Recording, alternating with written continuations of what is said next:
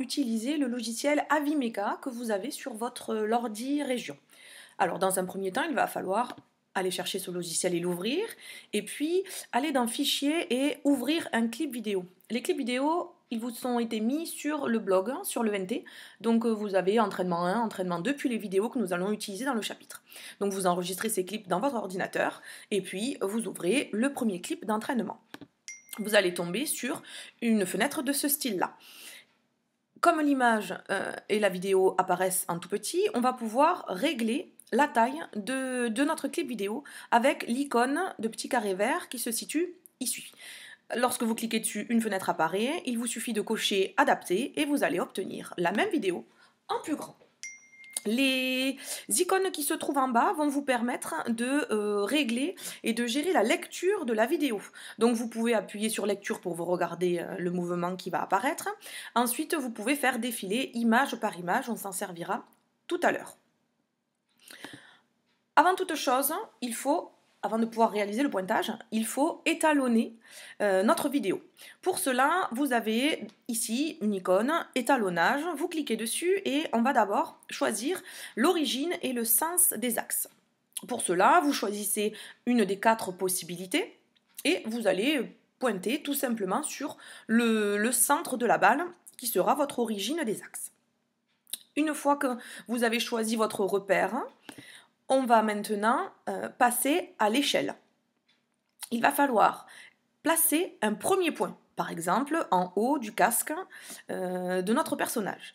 Ensuite, cliquez sur deuxième point et placez le deuxième point au niveau des pieds de notre personnage. Il ne reste plus qu'à expliquer à Avimeka que la distance entre ces deux points fait en réalité 1,85 m puisque nous avons la légende à côté sur la vidéo. Donc dans la case verte, ici, vous allez mettre 1,85 m pour notre cas à nous. Maintenant, l'étalonnage est prêt, on va pouvoir passer à la mesure. Donc on repasse sur l'icône mesure et il va falloir réaliser le pointage. Quelques petites modifications à faire dans un premier temps pour réaliser un bon pointage. Vous avez une icône loupe qui apparaît dans la barre d'onglet en haut. Si vous cliquez sur cette icône, une fenêtre va apparaître en zoomant sur notre système étudié, c'est-à-dire la balle. Vous pourrez donc cliquer plus facilement sur la balle si vous utilisez la loupe. Ce n'est absolument pas obligatoire. Deuxième point important, en bas, dans les icônes, vous avez ici la possibilité de changer la couleur des points. Je crois que de base, ils sont blancs, blanc sur un fond clair, ça se voit quasiment pas. Donc le mieux, c'est encore d'utiliser une couleur qui va bien se voir, rouge, bleu, enfin ce qui vous fait plaisir, mais vous pouvez modifier la couleur de votre pointage.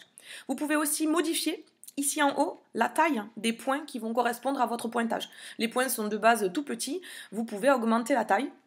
Et ça va vous permettre de mieux voir le pointage que vous avez réalisé. Une fois que tout ça c'est prêt, eh bien, il ne reste plus qu'à pointer, c'est-à-dire cliquer sur la balle, donc essayez de viser tout le temps le même point de la balle, donc le mieux c'est de viser au centre à chaque fois.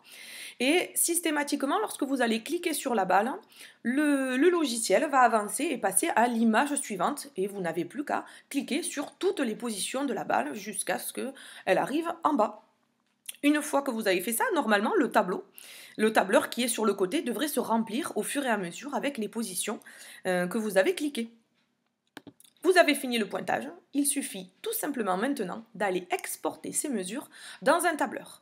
Donc pour exporter les mesures, vous cliquez sur l'icône PP avec une forme de tableau, vous cliquez sur OK et ensuite, il suffit d'ouvrir votre tableur et de coller les données, peu importe le type de tableur.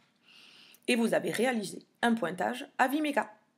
Voilà, donc vous pouvez regarder cette vidéo, vous pouvez la mettre en pause jusqu'à ce que vous soyez au point sur l'utilisation du logiciel Avimeka.